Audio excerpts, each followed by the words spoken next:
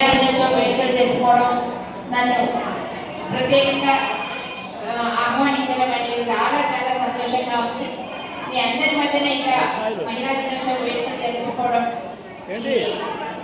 చాలా అదృష్టం. ఎందుకంటే ఫస్ట్ నుంచి చూస్తున్నాం ఆర్య వైశ్యులు అంటేనే ఎక్కడున్నా సరే అందరితో కలిసిమెలిసి ఉంటారు. కుల మతాలు భేదభావాలు ఏమీ ఉండవు. ధనిక పేద అనే భేదభావాలు ఏమీ లేవు. ప్రతి సహాయంలో కూడా ఎటువంటి విపత్తులు ఎదురైనా, ఎటువంటి ఈ తుఫాన్ల సమయంలో కానీ, లేకపోతే ఏదైనా అగ్ని ప్రమాదాలు ఏది జరిగినా కూడా ఈ వాసవి క్లబ్, వనితా క్లబ్, ఆర్యవైశ్య సంఘం ఆధ్వర్యంలో ముందడుకుండి ప్రతి ఒక్కరు కూడా ఎన్నో సేవా కార్యక్రమాలు చేస్తూ పాలలో పాలుగా నీళ్ళలో నీళ్ళుగా కలిసిపోయే స్వభావం ఆర్యవైశ్యది. అందుకని ముఖ్యంగా డెవలప్ అవ్వాలి, ఒక ఊరు డెవలప్ అవ్వాలి అంటే ముఖ్యంగా అక్కడ వర్తకపు వాణిజ్యం వ్యాపారం జరగాలి. అది జరిపేది ఎవరు? ఇదే ఆర్యవైశ్యులే. కనుక ఒక సమాజం నాగరికత పెరగాలన్నా, ఏది చేయాలన్నా కూడా ఆర్యవైశ్యుల వల్లే సాధ్యమని నేను అనుకుంటున్నాను.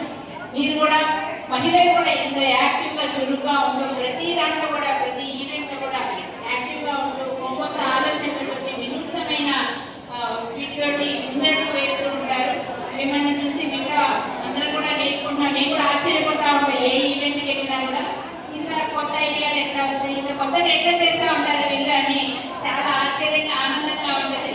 మిమ్మల్ని చూసి చాలా ఇన్స్పైర్ అవుతా ఉంటాను. నేను చాలా ప్రోగ్రామ్స్ సరిపల్లి అటెండ్ అవ్వడం, ఇక్కడ కూడా ఇది వరుసగా 4వ సారి 5వ సారి. ఎలక్షన్స్ ముందు నుంచి కూడా రేష్మా గారు వాళ్ళందరూ ఈవెంట్స్ కండక్ట్ చేసినప్పుడు కూడా వచ్చాను. నేను అప్పుడు ఎమ్మెల్యే కాదు, నేను ఒక డాక్టర్గా వచ్చాను. ఈరోజు ఎమ్మెల్యేగా రావడంలో కూడా మీ వంతు సహాయం నాకు ఎక్కువగా ఉంది. ఒక మహిళను అనేసి నాకు ఎక్కువగా మీ ఆడపడుచులాగా భావించిందని గెలిపించుకున్నాను ఈరోజు.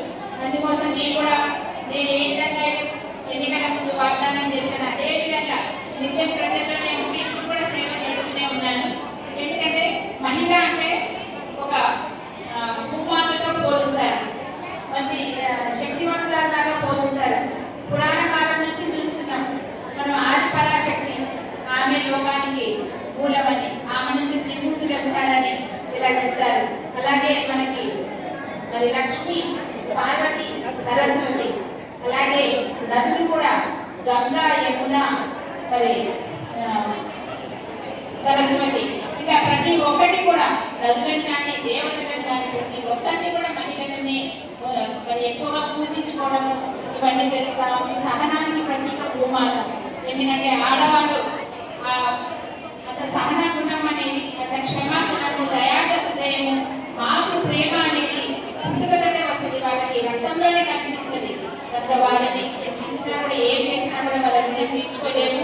మహిళ లేనిదే సమాజం లేదు, ఒక మహిళ లేనిదే ఒక కుటుంబం లేదు, మహిళ లేనిదే మరి అభివృద్ధి అనేది లేదు. ఏది చేయాలన్నా మహిళలతోనే సాధ్యం. కనుక మహిళలందరూ కూడా ఈ మహిళా దినోత్సవం రోజున ఈ ఒక్కరోజే మనం ఫంక్షన్ లాగా చేసుకోవడం కాదు, ప్రతిరోజు కూడా మహిళా దినోత్సవంగా జరుపుకోవాలని నాకు ఒక కళ ఉండేది. మహిళలకి 33% రిజర్వేషన్, బస్సులో వాళ్ళకు కొంచెం ప్రత్యేకంగా మహిళలకనే రాసేవాళ్ళు. అది పోవాలి. మహిళలకి అంతా ఉండేసి మగవాళ్ళకే ప్రత్యేకంగా రిజర్వేషన్ అని రాయాలి అనుకునేదాన్ని చిన్నప్పటి నుంచి. ఈ రోజు అది నిజంగా సాధించాం.